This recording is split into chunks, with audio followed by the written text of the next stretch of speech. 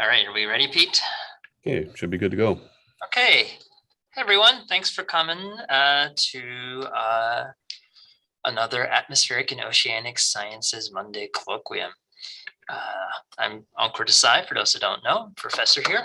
And it's my pleasure to introduce Dr. Brady Hardiman, a colleague of mine who I've known for a number of years. In my general quest of our lab in ecometeorology to convince all of you atmospheric and oceanic scientists that the terrestrial surface is also important, and that biology and particularly ecology is also important to understanding the Earth system and understanding Earth's climate. So we'll get to hear a little bit of that today from the lens of something called forest canopy structure. So this time of year when the leaves are changing, I think it's a lovely time to think about trees. So looking forward to it. Let me, by way of introduction, Brady, Dr. Hardiman is a terrestrial ecologist who's interested in ecosystem responses of anthropogenic modification and disturbance management, land use change associated with urbanization. And his research combines field observations, large-scale ecosystem experiments with remote sensing and social survey tools. Uses a suite of tools to investigate relationships between what we call ecosystem structure and function, some concepts that you'll probably learn about today, across a gradient of natural to highly engineered environments. He got his bachelor's degree in biology from Ashland University and a PhD in forest ecology at Ohio State University.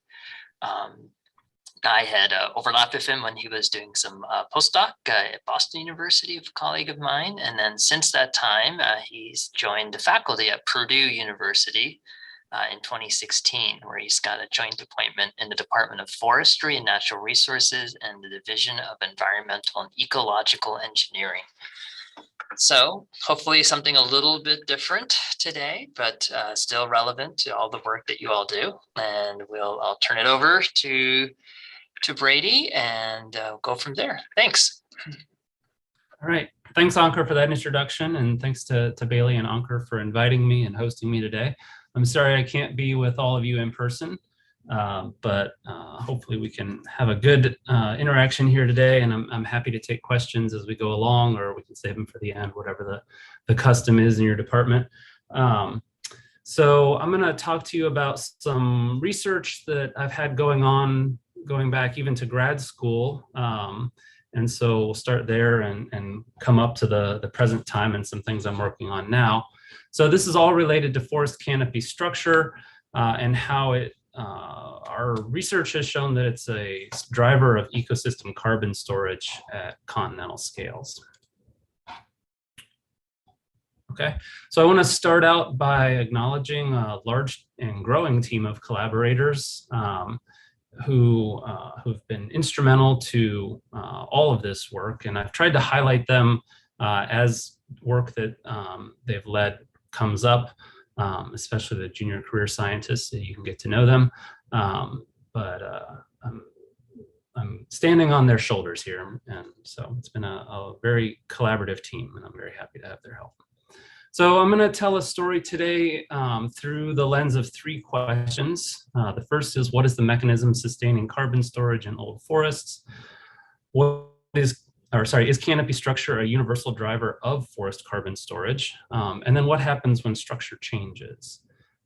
And just to set the stage a little bit, some of the questions that motivated some of the work that I started during my dissertation is the fact that forests have often been predicted to become carbon neutral as they age. And so they're not releasing huge amounts of carbon, or they're not releasing carbon on the net. They're taking up about as much as they're releasing. And so this is an idea that's has gone back a long time, but was popularized certainly in this publication in 1969 by Eugene Odum, The Strategy of Ecosystem Development, showing that this gray area here labeled PN, or net photosynthesis, this is net carbon storage, dwindles as a forest ages, and he pegged that carbon neutrality at around 100 years for a variety of reasons. And so we compare that to some more recent observations over the intervening decades showing that forests can in fact remain net carbon sinks for decades or even centuries longer than predicted. And so we can look at this 2008 paper by Chris Goff and others showing that annual carbon storage is positive for a long period of time. So the forests are accreting carbon. And if you look at the x-axis there, the trend line doesn't reach neutrality until past 300 years. This data set actually includes a mix of forests that are more xeric, water limited forests in the west, as well as some mesic forests in the east that, and if you focus on just the mesic forest, and I don't have the inset shown here, but those forests actually tend to stay carbon sinks for even longer, not being limited by water. The same year, actually, Sebastian Leissert published a paper in 2008 doing a meta-analysis of some sites in Europe. The green dots here are temperate forests, and the orange sites or orange dots are boreal forests. And the point here is not that the black line, which is the running average here, is trending in any particular direction, but rather that the bulk of the points is above zero, even up to very old forests. And you can notice the x-axis there. So this is suggesting that even very, very old forests can maintain a net sink status in terms of their carbon storage. There was a reanalysis of some of these data earlier this year, or published earlier this year, showing, or rather they incorporated some additional nuances like disturbance and management history. And the point of this reanalysis calls into the question whether or not all of these forests are actually old sinks, and whether globally old forests can be carbon sinks. And so there's some debate, as we might expect. The question, or the answer is a little bit more nuanced and complicated than we might like, but that's reality, right?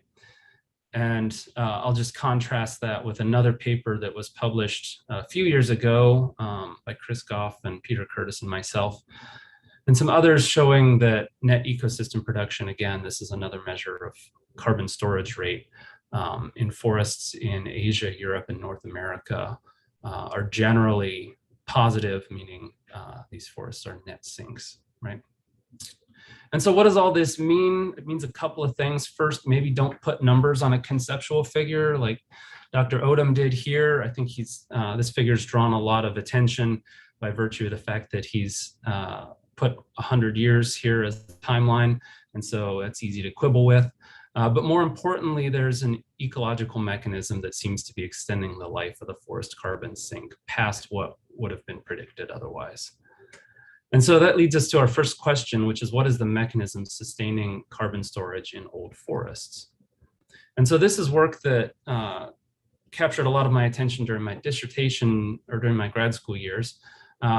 And we used a variety of mechanisms, and I was very fortunate to work at a field site in northern Michigan that was really well characterized, had a lot of data sets available that I could leverage, and a lot of really great help, including an RU student in 2010, Abby Halprin, shown here, using a portable canopy LiDAR. So this is a terrestrial LiDAR system that shoots up into the canopy, and we can generate a cross-section through the canopy that shows the arrangement of foliage within the canopy space.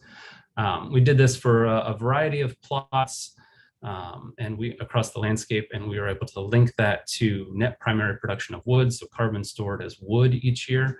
And what we found is that as canopies become more complex, that's associated with a higher rate of carbon stored as wood.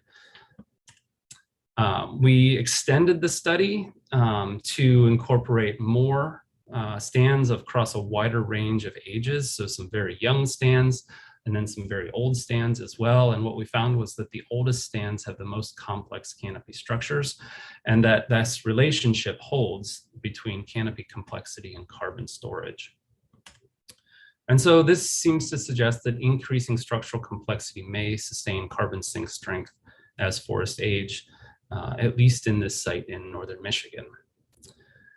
And so we were interested in whether or not there might be an ecological mechanism behind that pattern that we observed, or if that's just correlation. And so we collected data in a variety of means shown here. This is my definition of interdisciplinary. So we've got everything from data loggers and or to shotguns used to shoot trees out of the canopy, or sorry, shoot leaves out of the canopy for nitrogen analysis. And this data was used to produce the two figures on the left showing light use efficiency on the top and nitrogen use efficiency on the bottom, both of which are positively correlated with canopy complexity. And so this indicates that as canopies become more structurally complex, as they rearrange their leaf area, they're able to use light and nitrogen more efficiently to do photosynthesis and thus store carbon. What's interesting is that these results hold, or rather, if you were to hold the amount of leaf area in the canopy constant, but change its arrangement into a more heterogeneous or structurally complex fashion, this result would hold. So it's the arrangement of the canopy itself, independent of the amount of leaf area in the canopy, that's driving this increase in efficiency of use of growth limiting resources. And that was work done in collaboration with an REU student in 2011, Katie Hoffmeister. And so if we think about this, if we go back to some really simple ecophysiology lessons, we can see why this might be, or at least think about why this might be. And so this is a photosynthesis light response curve. Some of you have probably seen one of these at various points, but it's showing the relationship between the rate of photosynthesis and irradiance, or the amount of light that the leaf is exposed to. And so there are two big parts to look at here. First is the light limited portion of the curve, where for a small increase in irradiance, we can get a big change in photosynthesis. And then we have the light saturated portion of the curve, where a lot of additional light buys you only very little extra photosynthesis, right? And so if we think about forest canopies, we know they're usually composed of multiple species. And so having these multiple species, each with their own light curve, buys you perhaps a higher saturated or maximal level of photosynthesis, but you might also have a higher rate of photosynthesis down here in the light limited portions of the curve. And so the combination of these two things can elevate the photosynthetic capacity of the canopy quite a bit. Rearranging the canopy so that more leaf area, or that the leaf area internal to the canopy, rather than just the leaf area at the top of the canopy, is exposed to higher amounts of light, also increases the photosynthesis that that canopy can do, and thus more carbon is coming into the forest. We can also think about the various light conditions that a canopy experiences in terms of direct or diffuse radiation. And so those leaves that are lower in the canopy, that are probably more shade adapted, that are on this light limited portion of the light curve, they experience a much greater increase in photosynthesis under conditions of diffuse light, which penetrates deeper into the canopy, relative to those leaves that are on top of the canopy and are normally operating in a light saturated portion of the curve. Those actually might experience a decline under the conditions of diffuse light. And so while this is true based on sky conditions, we think that the canopy itself can also act as a light diffuser in creating those light diffusing conditions, or diffuse light conditions, which elevate photosynthesis for those leaves lower in the canopy. So there are a variety of ecophysiological mechanisms to explain why canopy structure could cause more efficient use of light to fix carbon in the forest. Okay, and so I've been talking about structure for a minute now, and you guys have probably started to put together a picture of what I mean when I'm talking about that, but I think it's worth spending some time talking about it a little bit more specifically. And so what is canopy structure? So when I say canopy structure, I'm usually referring to the amount and the arrangement of vegetation within the volume between the forest floor and the top of the tallest tree. Right? So it's both the number of leaves and also how they're arranged within that three-dimensional space. We can think about, and we've had some success recently in taking all of the different ways that we could describe the amount and arrangement of foliage within the canopy and thinking about them in categories of structure, right? So we can have a variety of different metrics that describe the height of the canopy, or that describe the heterogeneity or complexity of the canopy, or other metrics that describe arrangement of foliage within the canopy that aren't really height and aren't really complexity, or even things like openness, so the number of gaps or the size of the gaps, or do they penetrate all the way to the forest floor, right? So we can think about all of these different types of metrics of structure. So structure has been defined in lots and lots of ways and measured in lots and lots of ways. And that's led to some confusion over the years. But I would say things are getting better. Technologies that we use to measure structure primarily these days have really matured, and the science of canopy structure is advancing rapidly at this point, including with some more rigorous definitions of structural metrics, and some greater consistency in terminology that's been a big help. So those metrics, those categories of structure that I showed earlier, these are actual data from a LiDAR point cloud, which is probably the most common way to measure structure these days. And I thought I would show a picture of what some of these look like. So on the top, we have a longleaf pine savanna at the Ordway-Swisher Biological Station in Florida. You can see a picture of what a longleaf pine savanna looks like, and then compare that to a cross-section through the canopy generated using that portable canopy LiDAR instrument that I described earlier. And can contrast that rather with the Great Smoky Mountains National Park in Tennessee and North Carolina. Much different forests, different types of trees, different amounts of foliage, and very different arrangements. And you can see that in this cross-section through the canopy here. These, I should mention, each little pixel here is a 1 square meter vertical bin within the canopy, and then the shading of it is proportional to the amount of foliage within that vertical slice through the canopy. Okay, so across sites, we can think about what might be limiting or controlling structural complexity. So it turns out that across a wide variety of sites, variation in canopy structure, here it's measured as rugosity, which is an integrated measure of both vertical and horizontal heterogeneity in the distribution of foliage. That's driven primarily by the height of the canopy itself. And so you can see we've got a range of different sites here in a number of different forest types, and broadly height is soaking up a lot of the variability there.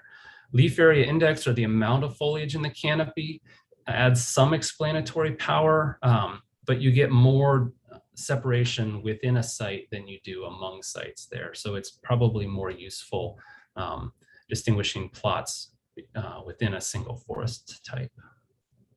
All right.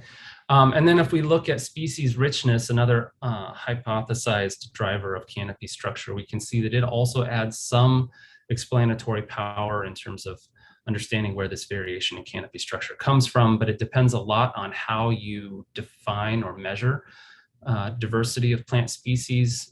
So you can think about diversity at a species level, genus level, family level, or phylogenetically in terms of their variability. And those will get you different levels of explanatory power. And sometimes the within site patterns are consistent with the among site patterns, and sometimes not. So it's a little bit of noise there, and but it's definitely part of the picture here. So that was all an aside on what is canopy structure and where does it come from.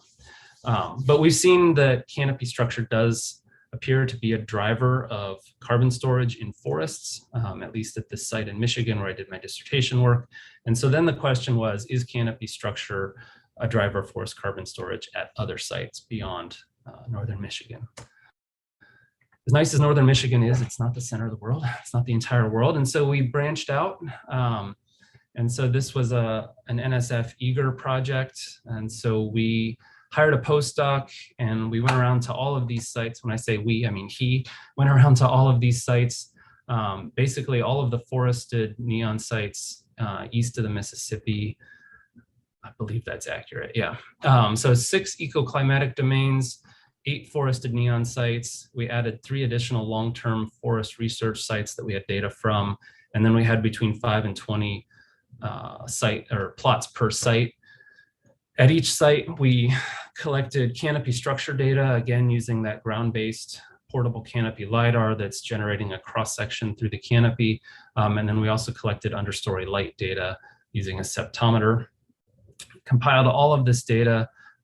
This was work that was done or led by Jeff Atkins, our postdoc at the time, who's now with the US Forest Service. Did an incredible amount of work and wrote a variety of really awesome papers, and I'm going to show part of one figure from one paper, which is that structurally complex canopies absorb more light than structurally simple canopies. And so on the y-axis, we have the fraction of photosynthetically active radiation absorbed by the canopy. This is light interception, or energy used to do photosynthesis. And then on the x-axis, we have canopy rugosity, which is a measure of complexity again. And so we've got a strong relationship here, although it does look like it might be saturating. But as canopies get more complex, they absorb more light, which means they can do more photosynthesis and store more carbon, right? The same data set we analyzed to see whether or not structure is driving productivity. You might think it would be based on what I just said, and in fact it does. But we broke it up a little bit more here, and we're looking at different components of canopy structure, different metrics. So area metrics, height metrics, arrangement metrics, canopy cover, and then structural complexity. And so height, this variable is mean outer canopy height. So height of the surface of the canopy is a strong predictor of NPP. I should mention all the y-axes here are net primary production or annual carbon storage. And then a number of metrics of structural complexity are strongly correlated with productivity. Interestingly, though, when we compare measures of species diversity, we get no or very weak correlations, again, depending on how we define the diversity of the vegetation community. So generally, it looks like across all of these sites that the structure of the canopy is explaining more variation in the ability of the forest to store carbon than the diversity of the trees that are in that forest. So we kept going, we kept expanding. So now we've crossed the Mississippi and we're including some sites on the west side of the country. And so we're now dealing with 19 forested neon sites from 9 ecoclimatic domains. And at each site, we have between 5 and 33 ground-based plots. And we're using canopy structure now rather than coming from a terrestrial LiDAR system like I've been describing thus far. Now we're using LiDAR coming from the NEON AOP. AOP is Aerial Observation Platform. And so now we're shooting lasers from an airplane rather than shooting lasers from below the canopy. And we're measuring canopy structure in that way. But then we're also able to bring in measures of diversity from the woody vegetation plots that are at each of the NEON sites. And so this is work that was spearheaded by she was my postdoc at the time, Liz LaRue. She's now faculty at University of Texas, El Paso. She's doing great things. You should go check her out and collaborate with her. So she put together this analysis that appeared in 2019 in Ecological Applications. And I'm going to show you a couple of slides with these figures. So I'll set them up here first. And so each panel is representing an ecosystem function. And so I've been talking about ecosystem functions as carbon storage thus far. There are other ecosystem functions. So on the left, we have basal area. This is a proxy for carbon storage in terms of the amount of biomass standing in the form of trees. On the right, we have leaf area index. This is foliage in the canopy, which is an indicator of productivity. And then we have a variety of structural metrics, so height, measures of complexity as rugosity of the outer canopy, or in terms of vertical complexity of foliage distribution, and then a measure of openness as gap fraction. And then these other metrics are indicators of diversity of the plant community. And so we were interested in understanding how complexity and diversity, complexity of structure and diversity of the forest community contribute in their explanatory power to these different ecosystem functions, right? And so the way this is set up is on the y-axis, we have standardized slope estimates. So these are the slopes of the regression lines. If the line intersects with the 0 line, then the slopes are not significantly different from 0, so not a significant relationship. And what we see here is that the structural metrics are strongly correlated or have strong relationships with basal area.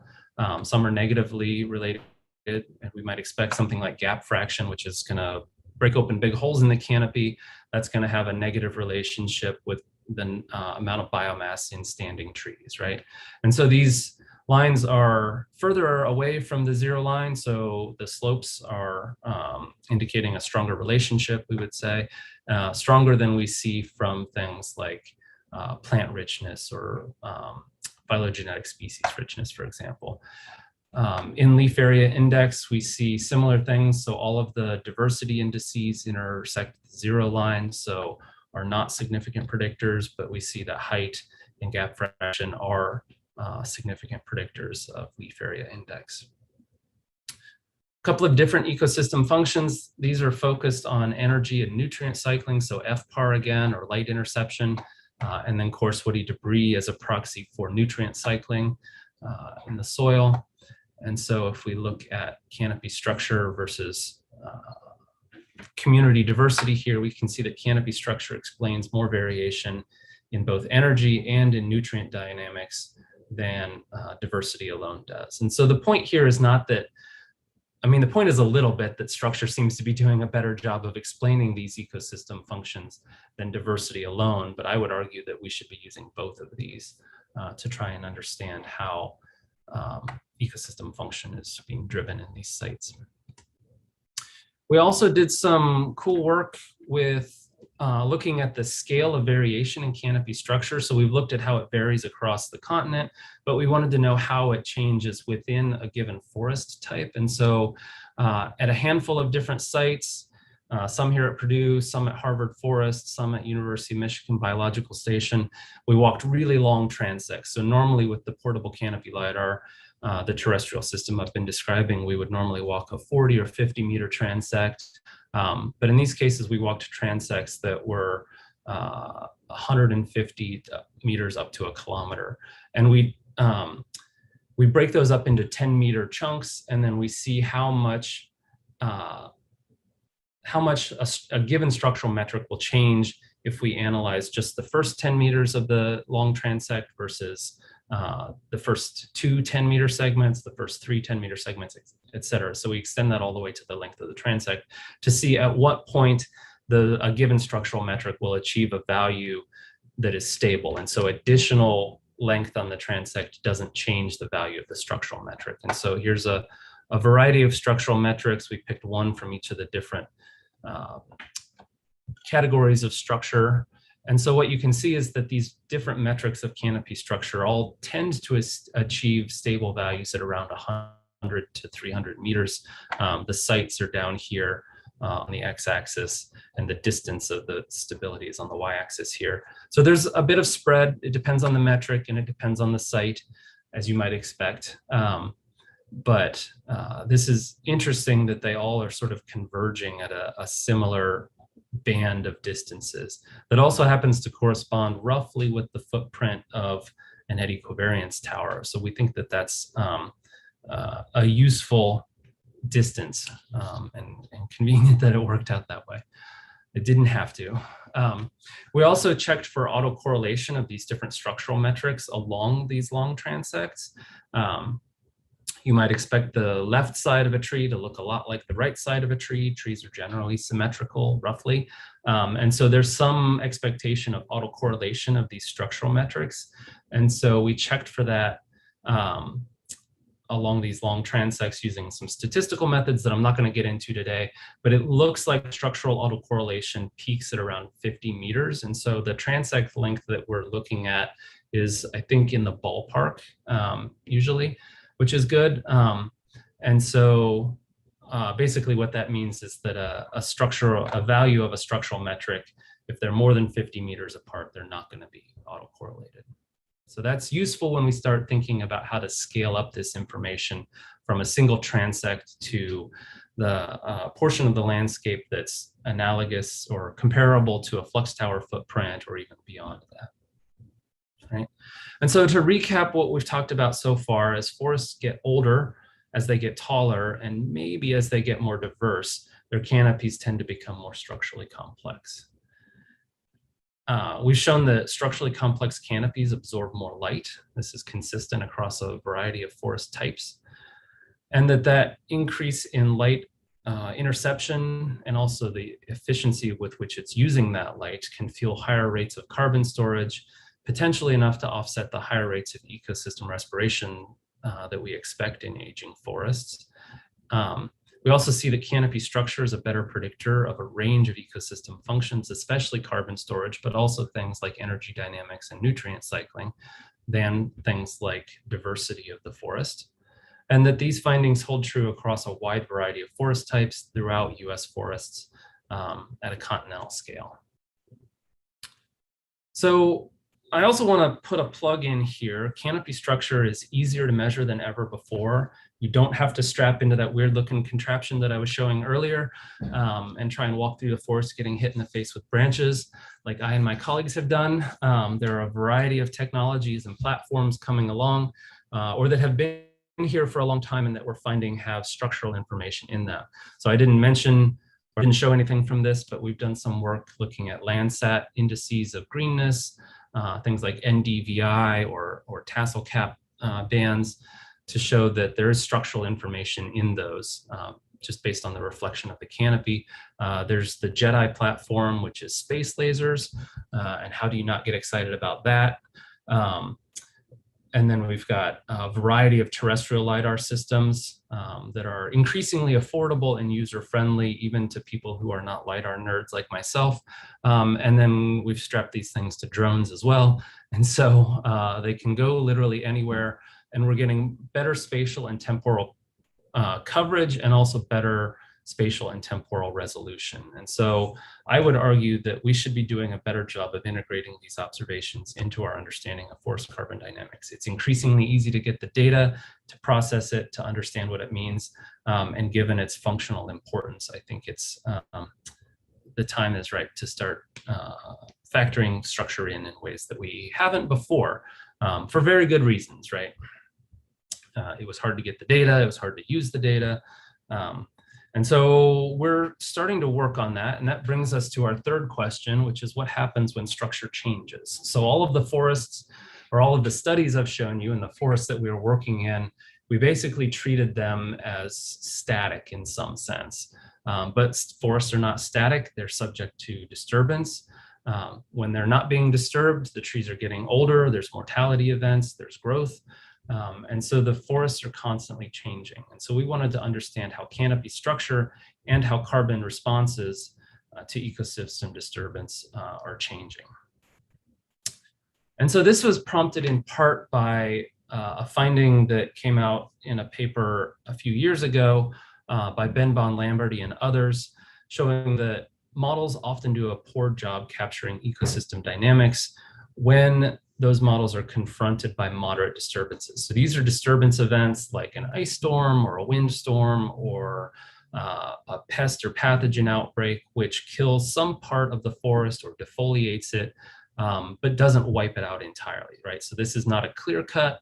This is not a landslide or a lava flow that or a hurricane that blows down the forest, right? So not stand replacing severe disturbance, moderate disturbances, which are more common and thus more important in affecting our forests. And so this is based on data from an experimental disturbance at the University of Michigan Biological Station that was initiated in 2008, where if experimental disturbance sounds like a euphemism, I congratulate you on having an accurate baloney detector, because what we did is we went in and we killed by girdling all of the aspen and birch trees, which accounted for about 35 to 40% of the forest, depending on whether you measured it by basal area or leaf area index.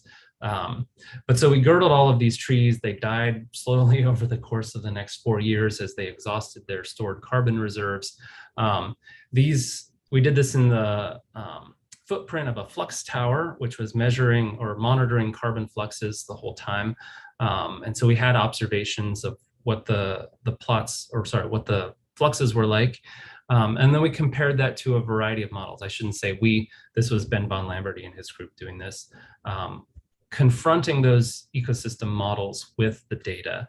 And what we found out is, as you can see in this figure, the observations of these different ecological functions differ substantially from what the models suggested would happen when given the starting conditions and the parameters to the mortality event, right? So we have above ground biomass up here, a measure of the standing carbon stock or the pool, ecosystem respiration.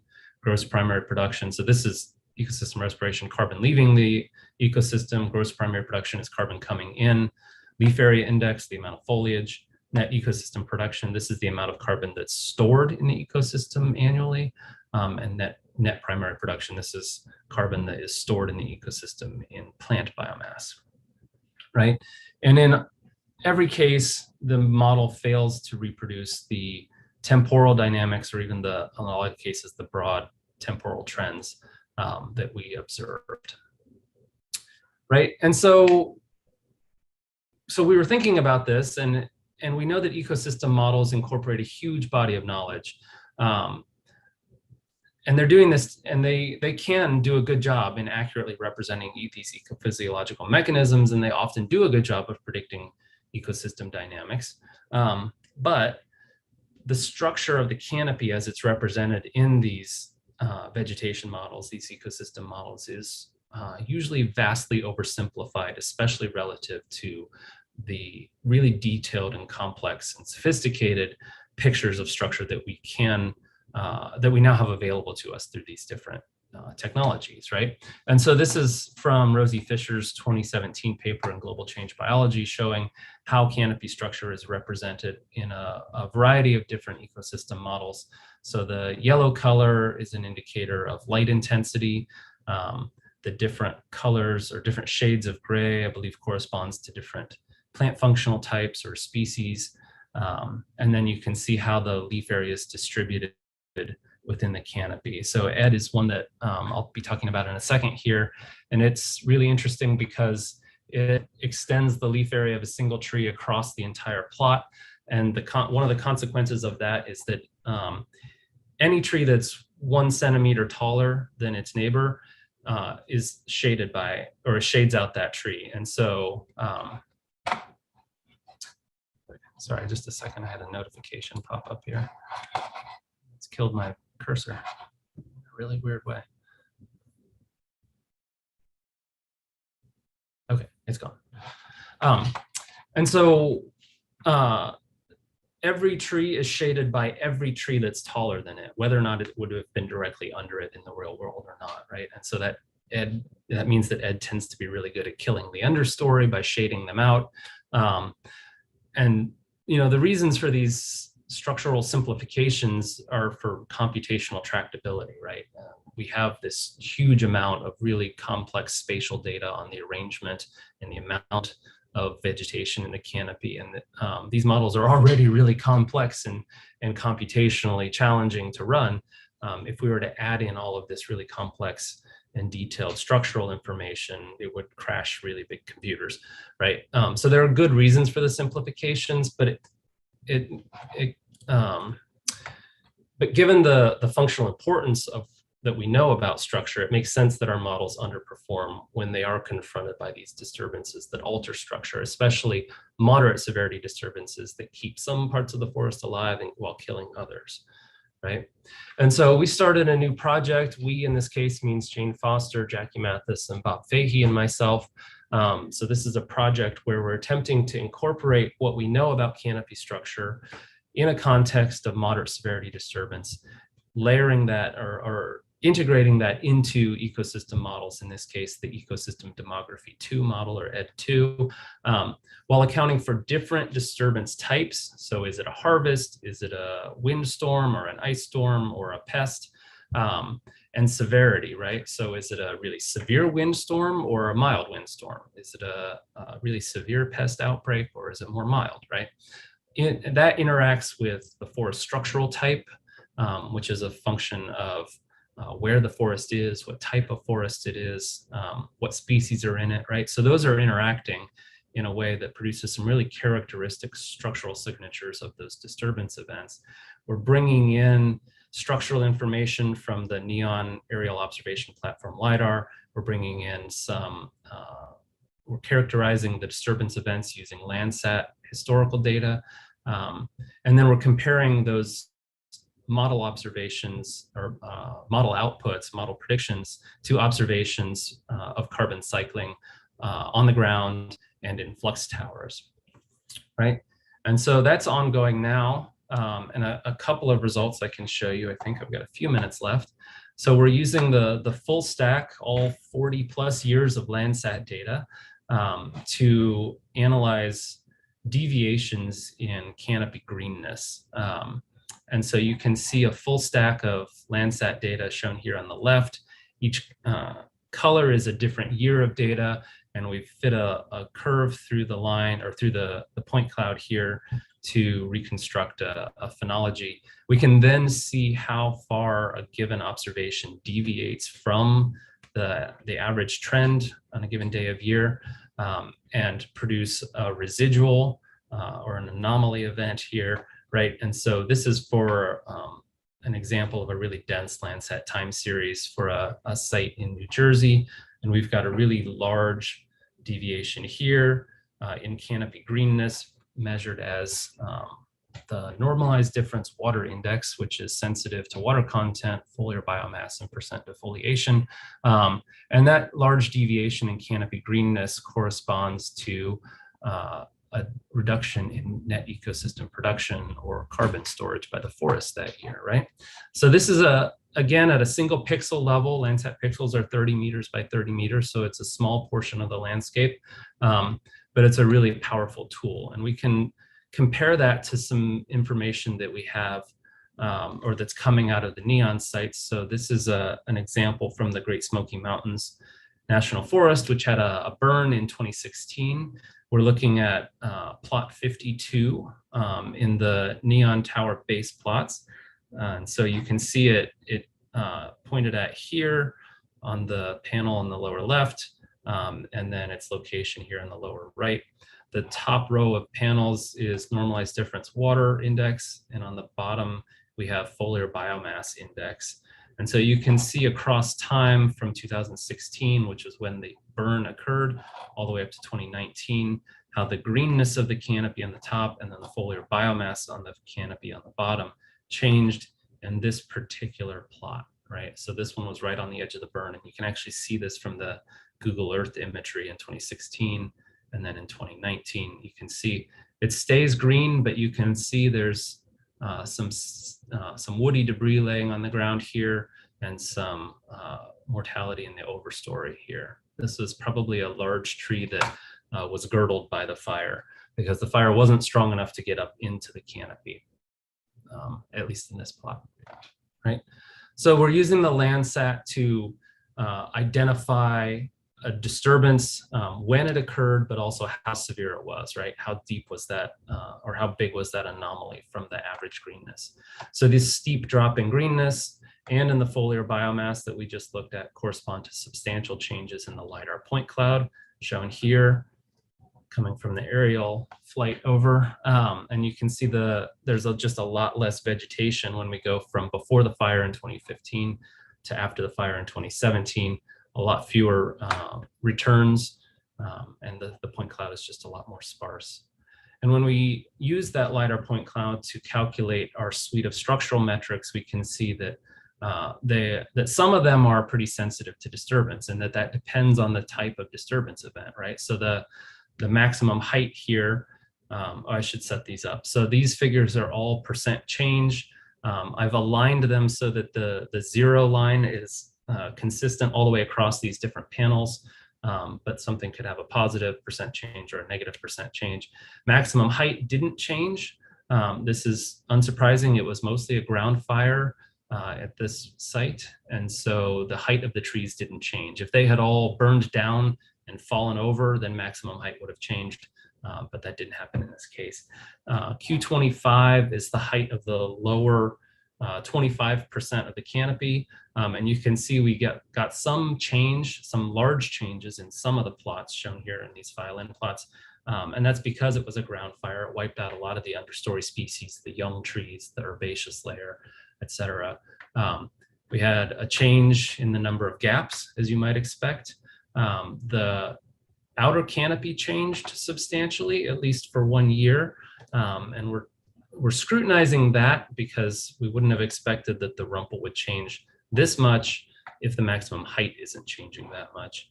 And then this is another metric that's related to the vertical heterogeneity of leaf distribution. And you can see that immediately after the disturbance event, did some weird things, right? So this data is archived with the Environmental Data Initiative, which is the data repository for neon sites, and the DOI is here. It's metadata only right now until the publications come out, but that should be happening over the course of the probably next year. So check back for that, or you can always email me if you have questions. I'm happy to talk to you about that. So we're taking all of these observed structural changes and linking that with the disturbance timing and disturbance severity that we're getting from Landsat, and we're implementing those within the ED2 model. And in so doing, we're testing whether or not implementing those changes can improve the model's ability to predict the changes that we observe in forest carbon fluxes from the eddy covariance tower data. So that's what we're doing next. I think I'm out of time maybe actually. So I'm going to stop there and take any questions you guys might have. Thank you. All right. Thanks, Brady. I'll keep an eye on you for hands or chats, but it looks like there's one question in the chat. If you want me to read them to you, I can. Sure. So would you expect any different conclusions of canopy structure if you were measuring in dense rainforests, such as the Amazon? Yeah, so this is a perennial challenge using LiDAR, is that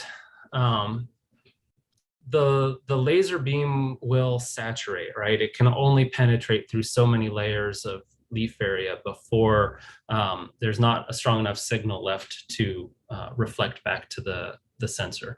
And so really dense forest, it doesn't even have to be a really dense as a rainforest. It could be a really dense section of a forest in northern Michigan, for example, or if you happen to be right under a beech tree, which has a ton of leaf area. Yeah, you will, if you're a terrestrial LiDAR system, or if you are using a terrestrial LiDAR system, we've shown that you will not be able to accurately detect the upper canopy. Aerial LiDAR has the same problem in that it will often fail to detect the lower portions of the canopy. Combining the two of them seems to get around a lot of these issues, but that can be labor intensive to rectify those different point clouds. Would it change the results?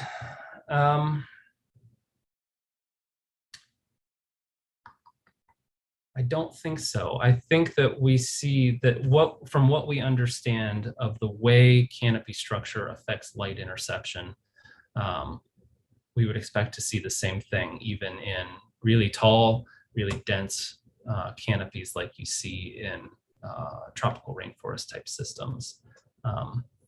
We've taken the ground-based LiDAR system to some points in Panama, BCI, for example. It does have trouble reaching the top of the canopy, but again, an aerial system would have problems reaching the lower canopy. But I think the overall, taking the results as a whole, we would expect to see similar things in tropical systems as well. Great. Other questions? Yeah, I think tropics are definitely a challenge, but it could be fun to kind of figure that one out. Yeah, definitely. I was kind of curious a little bit about, so I work with a variety of conservation stakeholders like the Nature Conservancy or even the U.S. Forest Service. And, you know, right now there's a lot of discussion about ecological management for natural climate solutions, the idea of enhancing carbon sinks in forests to reduce the effect of emissions on climate.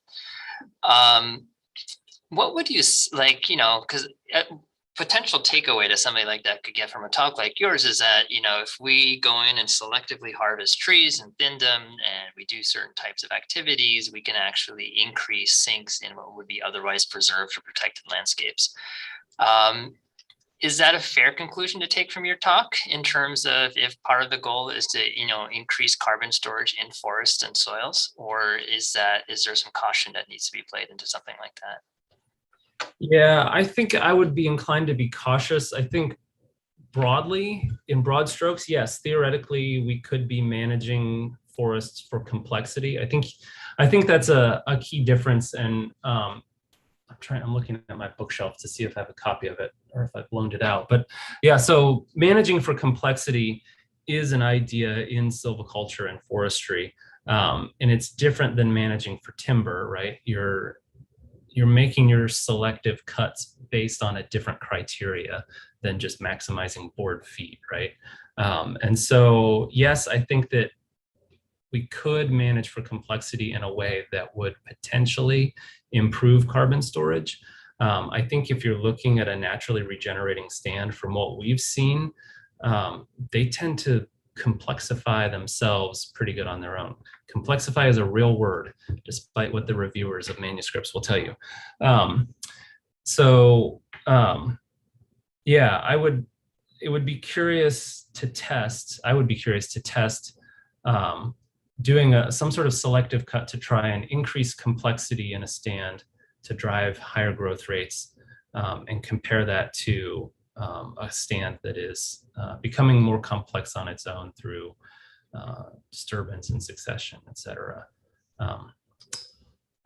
So one thing that often comes up in conversations about managing forests for carbon storage and conservation in particular is that since forest canopies get more complex on their own, and that complexity seems to allow them to remain carbon sinks for longer into their lifespan than is usually conceived of in conventional forestry management practices, I would argue that one of the best things we might do is leave them alone.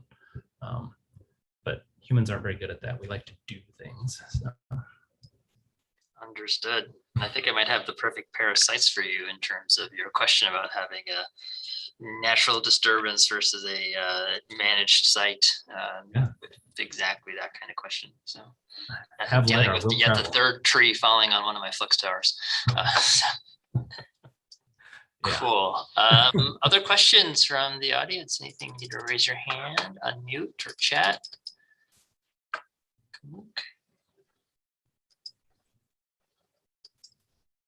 Apparently, I've convinced everyone that canopy structure is really important to understanding carbon cycling. Well, and it's an interesting aspect for those who just think about climate and weather systems.